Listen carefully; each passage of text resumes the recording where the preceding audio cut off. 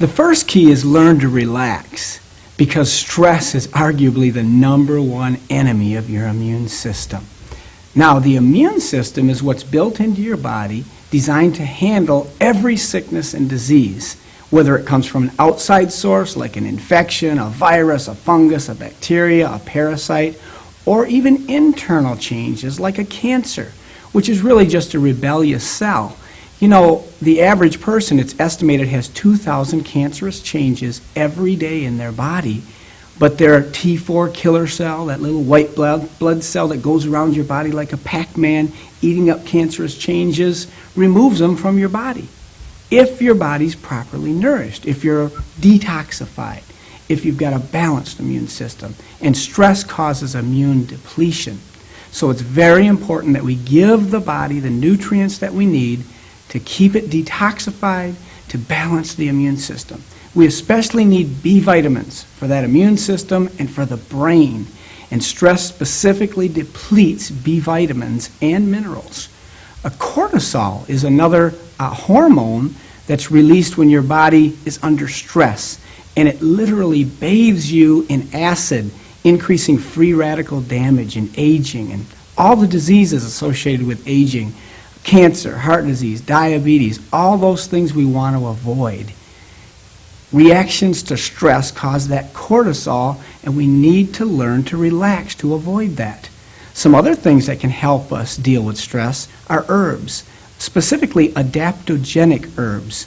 That means they help us adapt to stress. The first key is learn to relax. It's absolutely foundational for your health to combat the effects of stress. Keep your body detoxified, keep your immune system balanced for your healthy future.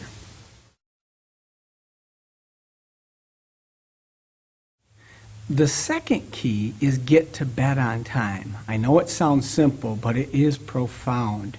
Resting time is restoration time, when your body literally rebuilds itself to keep winning that war against sickness and disease. Did you know insurance figures, actuarial figures, show that if you go for 7 days or more with less than 5 hours of sleep, your death from all causes increases by 7-fold. 700% increase in incidence of death. We don't want that. You need to get to bed on time. Now, during your sleep time, growth hormone is released. There's a couple bursts right after you go to sleep, and then right after you wake up well rested, growth hormone increases. And growth hormone, which is really a misnamed hormone, it should be called rejuvenating hormone. Your pituitary gland makes it all of your life.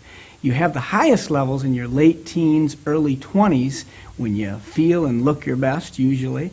Then by the time you're about age 60, you've lost about 80% of your growth hormone, and we think that decrease is most closely related to the physical and mental symptoms we call aging. We've found that if you restore growth hormone to more youthful levels, you can actually help to fight sickness and disease, potentially turn back the hands of time.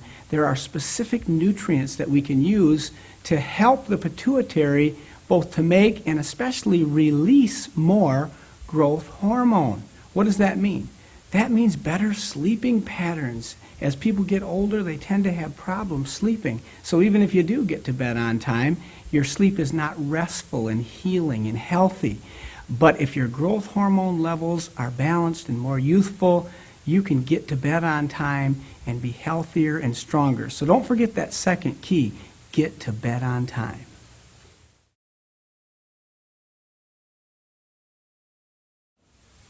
The third key is do your exercise. Exercise is so important. Did you know your immune system is a passive system? That means it doesn't have a pump. And you have about 3 to 5 times as much immune fluid as you even do blood. But the immune vessels have one-way valves, and they must be squeezed to move immune fluid. People who are active tend to move immune fluids. If you are sedentary, you don't exercise, you might move your immune fluids through your body once a day. But if you're active, consistently exercising, you're moving immune fluids 3 to 5 times a day through your body. 3 to 5 times healthier. And did you know every hour of exercise can add 2 hours to your life? What about improving sleeping patterns? Some people don't sleep well just because they're not tired. It will definitely help you. What does exercise do specifically? It'll help you build lean muscle mass. And lean muscle mass is your best friend to get and stay at ideal weight. Did you know a pound of muscle burns 40 calories a day, every day, just because it exists, whereas a pound of fat only burns 2 or 3 calories. Now, the average person loses 1 pound of lean muscle mass after age 20 every year. That means by the time you're 30, you've lost 10 pounds of lean muscle mass, and that's 40 calories per pound. That's 400 calories you couldn't eat at age 30 that you could eat at age 20, all things being equal. And then if you lose another 10 pounds of lean muscle mass by the time you get to 40, that's 800 calories you can't eat. And so on. I mean, I'm 52, and so I'm over 1,200 calories that I can't eat now that I could have eaten when I was in my 20s if I'd have lost that lean muscle mass. But that's not true in my situation because I keep building that muscle mass with consistent exercise. I recommend the 4-40 method. 4 times a week, 40 minutes of at least good brisk walking. It's great for stress. It'll help you get to bed on time. And you know, exercise is so important to move those immune fluids. So do your exercise. You don't have to exercise to stay healthy. You get to. You don't pay the price for good health habits. That's an opportunity you have. And you don't want to pay the price for the poor health habits of sitting on the couch with the electronic income reducer and not exercising. Get up. Doing something after a meal is one of the ways to boost metabolism. So let's get up and go. Let's do our exercise to get and stay healthy.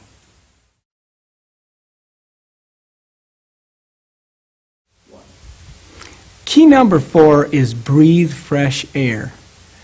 Oxygen is the #1 nutrient required by every cell of your body on a second-to-second basis. And deep breathing actually helps in relaxation, stress management, helps your body in detoxification. You're breathing off toxins when you exhale. Every cell needs that oxygen. Did you know cancer and infections of all sorts hate oxygen? So let's all fight sickness and disease here a minute. Everybody take a deep breath. Now let it out.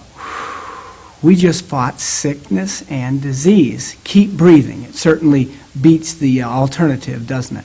And breathing will help balance your immune system. It'll help you detoxify your body. It's a very important key to health. So breathe fresh air.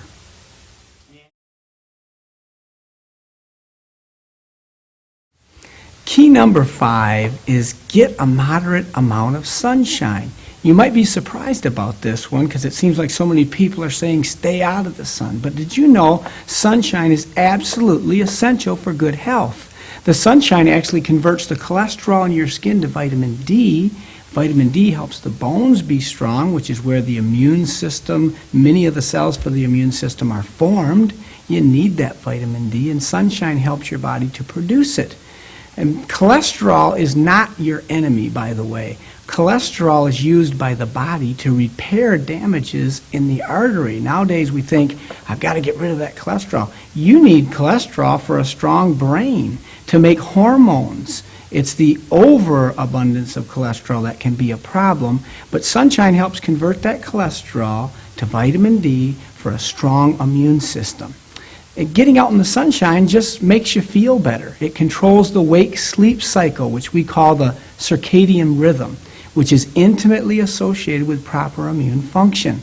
The way it works is like this. When it gets dark out, your pineal gland in the center of your brain secretes melatonin, helps you to sleep, helps your immune system to build itself stronger through the night, and then you wake up refreshed and strong. So getting a moderate amount of sunshine is very important.